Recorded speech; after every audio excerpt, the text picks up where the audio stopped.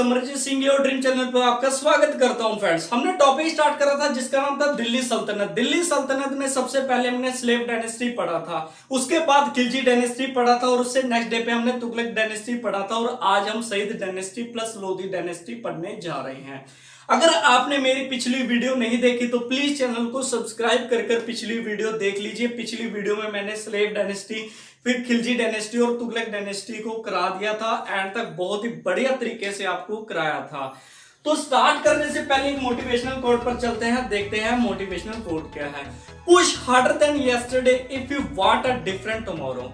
बहुत ही आसान मीनिंग है इसका। कल से बेटर करिए, जो भी आपने कल करा था कल से बेटर करिए, कल से अच्छा काम करिए। जो भी आपने कल करा था उससे ज्यादा काम करिए आज। यकीन मानिए कि जो भी कल आपका आने वाला कल होगा बहुत ही अच्छा होगा, आज से बेटर होगा। यही आज की एक मोटिवेशनल थॉट थी। आइए स्टार्ट करते हैं हम सईद डायनेस्टी।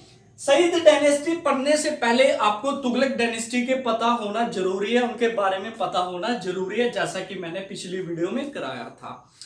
तुगलक डायनेस्टी की खत्म कहां पर हो जाता है? उसका खत्म हो जाता है 1414 पर। 1414 पर खत्म होने के बाद 1414 से स्टार्ट होकर सईद डायनेस्टी और 1450 एडी तक चलती है सईद डायनेस्टी।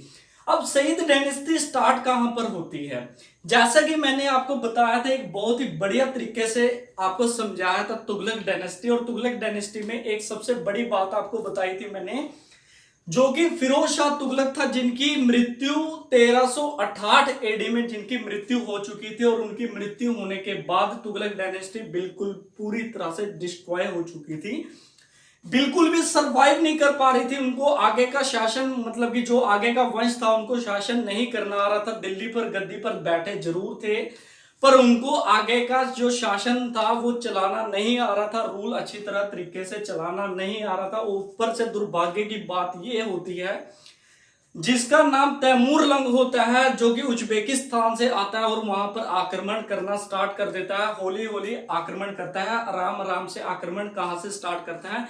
उज्बेकिस्तान से आता है। और उज्बेकिस्तान से आने के बाद वो ईरान में जाता है, ईरान के बाद वो इंडिया में आता है, बाय ईस्ट से आता है, नदी को क्रॉस करता है। और उस नदी को क्रॉस करने के बाद तैमूरलंग बहुत ही भारी सेना पर आके दिल्ली के ऊपर, दिल्ली में तो वो 6 दिन रहा था। जैसे कि मैंने सारी जानकारी आपको पिछली वीडियो पे दे रखी है, फिर भी आज मैं थोड़ा सा आपको बता रहा हूं ताकि स्टार्टअप हो जाए। वहां से स्टार्टअप होकर आगे से बिल्कुल फ्लो में चलेंगे हम, ठीक है। फिर क्या होता है, तैमूरलंग आता है और बहुत ही ज्यादा वहां पर डिस्ट्रॉय कर देता है, लूट मार करके सब कुछ, जितना सोना चांदी और कोहिनूर हीरा। नसीरुद्दीन महमूद शाह तुगलक था, जो कि एक लास्ट रूलर था डायनेस्टी का, तुगलक डायनेस्टी का लास्ट रूलर था। उससे हीरा लेकर और बैटल होती है 1398 में वहां पर करनाल में, एक एडी में, वहां पर करनाल में एक बैटल होती है। उस बैटल में नसीरुद्दीन महमूद की बहुत ही बुरी तरीके से हार होती है और तैमूरलंग वहां पर जीत जाता है और वहां से निकल जाता है। तैमूरलंग आने से पहले नसीरुद्दीन मोहम्मद शाह तुगलक को पता होता है, और एक खिजर खां होता है, व्यक्ति होता है, ये उस टाइम तुगलक डायनेस्टी के टाइम का ये क्या होता है, वहां का गवर्नर होता है। कहां का? पंजाब का गवर्नर होता है, इख्तेदार होता है खिजर खां। अब क्या होता है, खिजर खां जाकर तैमूरलंग के साथ मिल जाता है, और इन्हें तो पता होता है, दोनों को पता होता है, खिजर खां को भी पता होता है और नसीरुद्दीन महमूद को भी पता होता है। तभी वो जाकर करनाल में जाकर अपनी सेना को वहां पर खड़ा कर देते हैं, ताकि आउटर पर ही रोक देते हैं, ताकि वो दिल्ली पर एंटर ना कर पाए।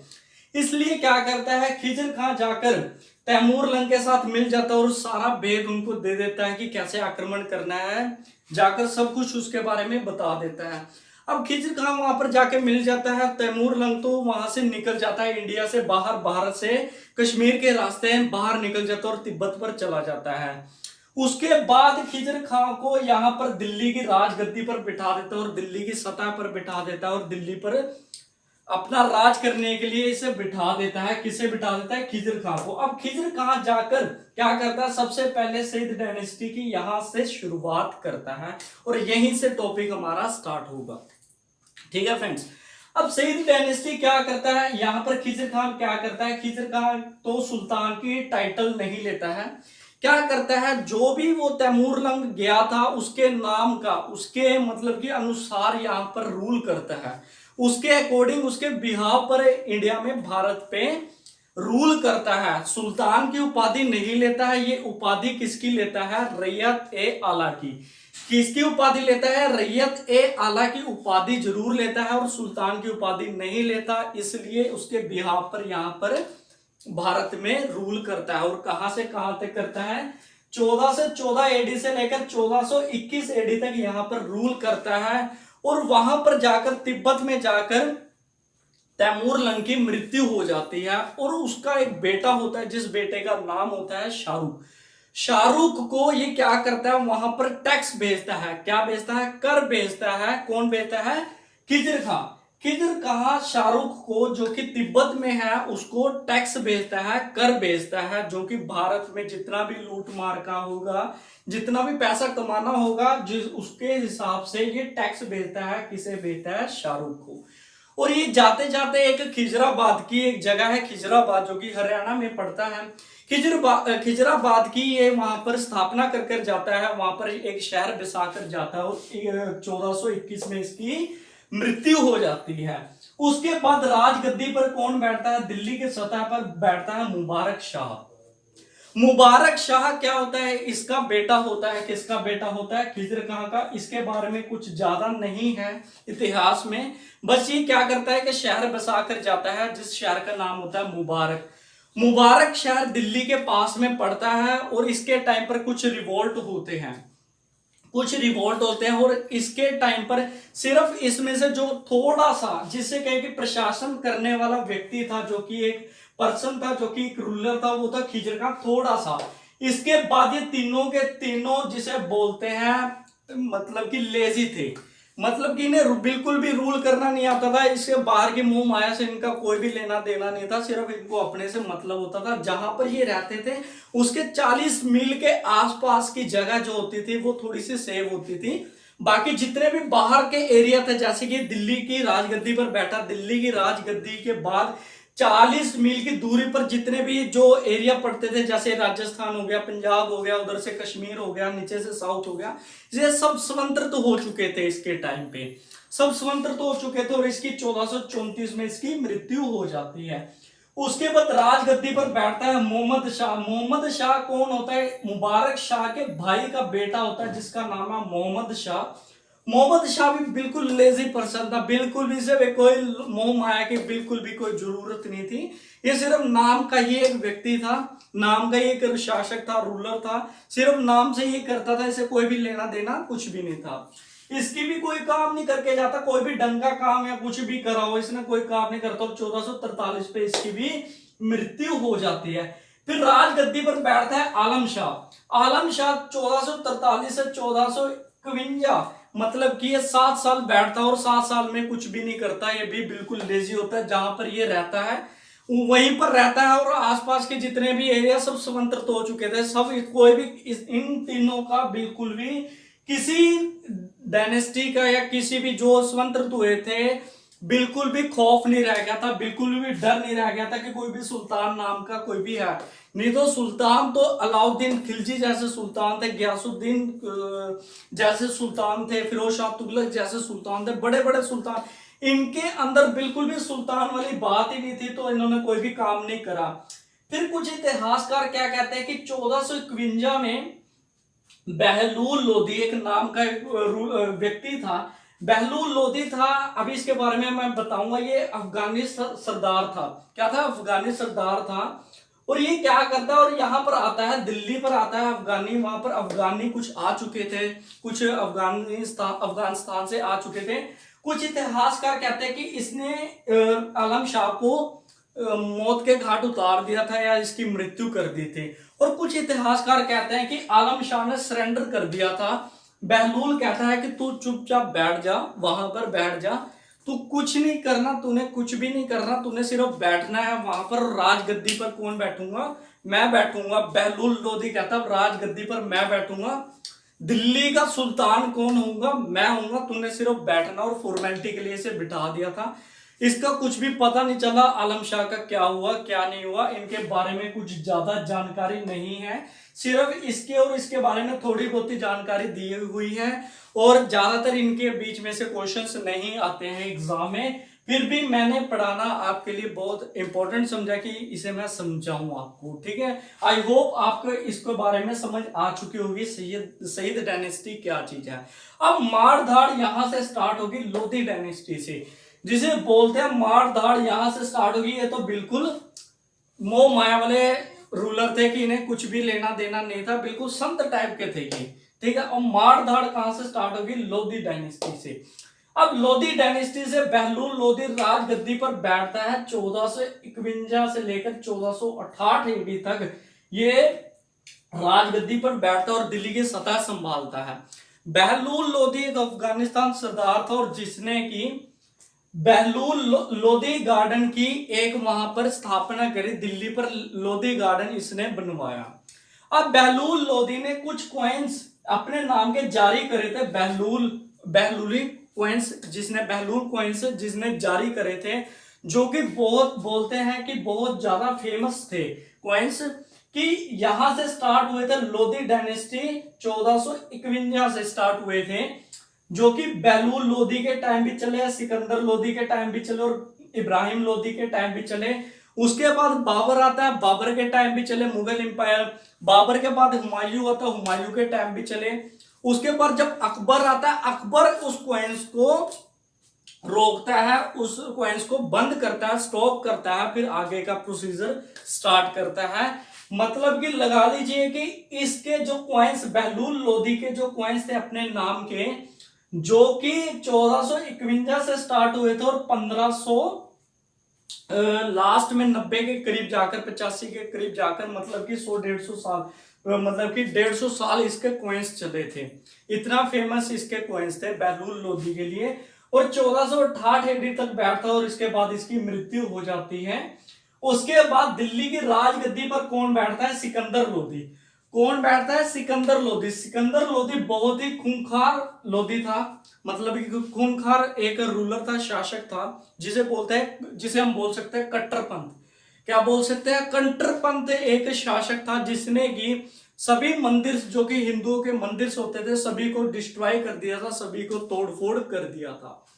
इनके समकालीन में एक संत कबीर जी थे। संत कबीर जी, एक क्वेश्चन आता है, इंपॉर्टेंट क्वेश्चन आता है पेपर में, बिल्कुल 101% एक क्वेश्चन आता है, इसे नोट कर लीजिए आप, किसी भी नोटबुक पर आप नोट कर लीजिए। इनके क्वेश्चन आता है कि संत कबीर जी किसके समकालीन अपने पोएटर थे? तो उसमें ऑप्शन दे देगा बहलूल लोधी, सिकंदर लोधी, इब्राहिम लोधी, बाबर दे देगा। तो आप ऑप्शन में टिक लगाकर आइए कि सिकंदर लोधी। अब सिकंदर लोधी के टाइम पर क्या होता है, ये अपनी कैपिटल को दिल्ली से आगरा शिफ्ट कर देता है। क्या कर देता है? दिल्ली से आगरा शिफ्ट कर देता है करीब 1504 के टाइम। अब आप कमेंट करके बताइए कि दिल्ली से दौलताबाद किसने अपनी कैपिटल को शिफ्ट करा था? दिल्ली से दौलताबाद को किसने कैपिटल को शिफ्ट करा था? ये आप कमेंट करके बताइए। अब सिकंदर लोधी का अब हम चर्चा कर रहे हैं, जिसका शासनकाल चला 1489, मतलब 1489 से लेकर 1517 एडी तक इसका शासनकाल चला। इस शासनकाल में इसने क्या करा, एक शीतला माता का मंदिर है जो कि गुड़गांव में है, उस मंदिर को भी इसने तोड़ दिया था। उस मंदिर में क्या होता है कि जिसको भी जितना, मतलब चिकन पॉक्स वगैरह होता है, कोई भी एक चेचक की बीमारी होती है, चिकन पॉक्स होता है, उसके लिए वो बहुत ही ज्यादा फेमस मंदिर है शीतला माता मंदिर। उस मंदिर को भी इसने क्या कर दिया था, उस शीतला माता देवी जी की पूजा पर बैन लगा दिया था। इसने क्या करा था? मंदिर तोड़ा था, इसके बारे में कंट्रोवर्सी है। उनकी पूजा पर इसने बैन लगा दिया था, और यमुना पर जो भी नहाते थे उनके ऊपर इसने बैन लगा दिया था सिकंदर लोधी ने, जिसका शासनकाल 1517 तक एडी तक चला था। एक ये अच्छे पोएटर भी थे, जो कि लास्ट में अपने पोएटर में क्या लिखते थे? गुरमुखी। क्या लिखते थे? गुरमुखी। और ये एक ऐसे शासक, एक ऐसे लोधी डायनेस्टी थे जिसने कि बिहार और वेस्ट बंगाल तक अपना शासन चलाया। बिहार और वेस्ट बंगाल तक जिसने अपना शासन चलाया वो रूलर कौन थे? वो रूलर थे सिकंदर लोदी। कौन थे? सिकंदर लोदी। 1517 एडी तक इनकी मृत्यु हो जाती है और उसकी राजगद्दी पर कौन बैठता है? इब्राहिम लोदी। और इब्राहिम लोदी कौन होता है? इसका ही लड़का होता है, इसका ही वंश होता है। वंश क्या होता है? इब्राहिम लोदी। अब ये लास्ट रूलर था, last ruler of last Delhi सल्तनत, ठीक है, और last ruler of Lodi dynasty. क्या हुआ? Last ruler of Lodi dynasty and last ruler of Delhi सल्तनत। और इसका क्या हुआ? जो कि पानीपत का फर्स्ट बैटल जो कि 1526 में बाबर और इब्राहिम लोदी के बीच में हुआ था। अब इससे पहले क्या हुआ था इसके बारे में हम चर्चा कर लेते हैं। इब्राहिम लोदी क्या हुआ? इब्राहिम लोदी का जो कि शासन काल था, जो कि इसका राज था वो कि दिल्ली पर था, सिर्फ दिल्ली पर था। ज्यादातर इसका मतलब कि दिल्ली की तरफ ही था और इधर से राजस्थान में किसका शासन चल रहा था उस टाइम? महाराणा सांगा का।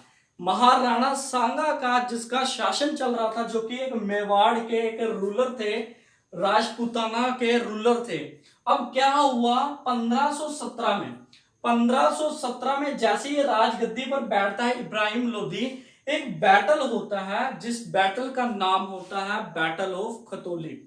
अब बैटल ऑफ खतौली होता है 1517 में। किसके बीच में होता है? इब्राहिम लोदी और महाराणा सांगा के बीच में, एक जो कि एक रूलर थे, मेवाड़ के रूलर थे।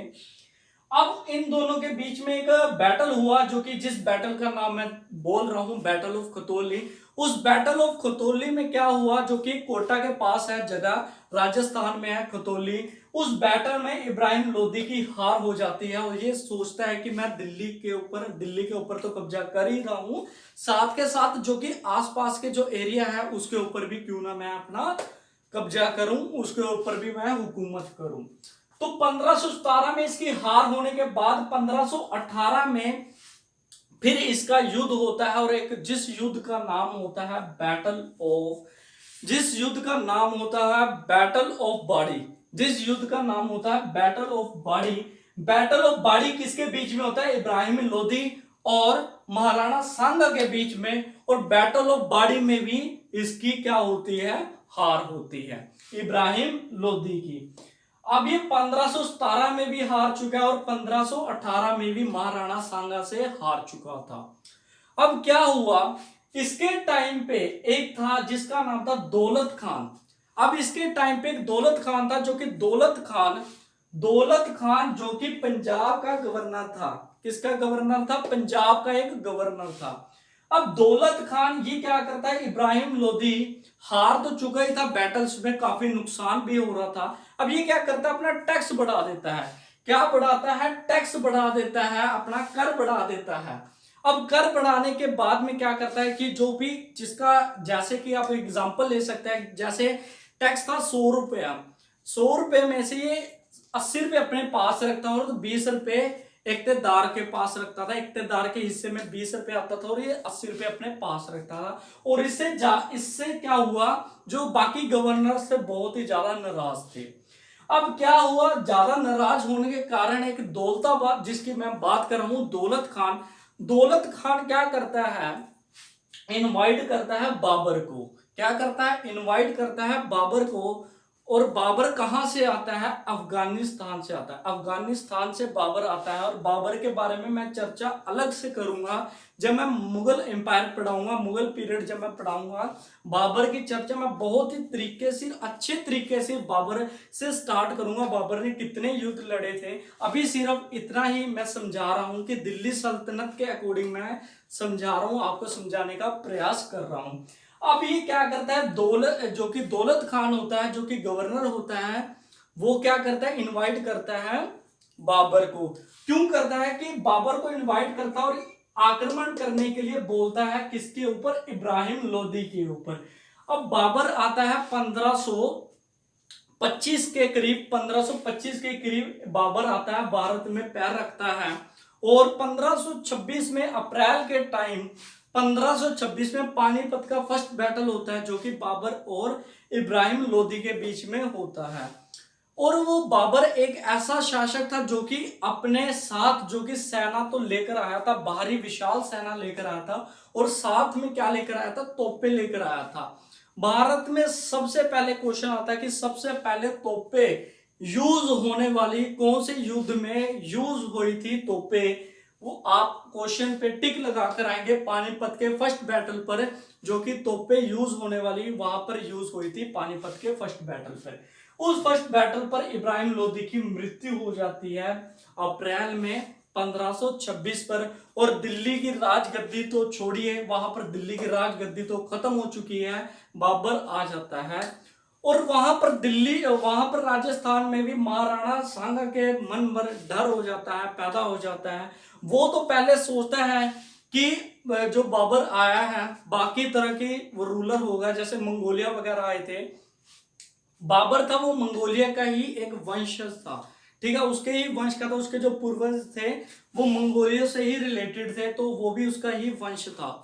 उसने महाराणा सांगा ने क्या सोचा, जो कि एक मेवाड़ का रूलर था, कि ये भी आया है ये भी चला जाएगा, अब राजगद्दी पर कौन बैठूंगा, मैं बैठूंगा। मगर उसकी ये बात गलत निकली, उसने गलत सोचा।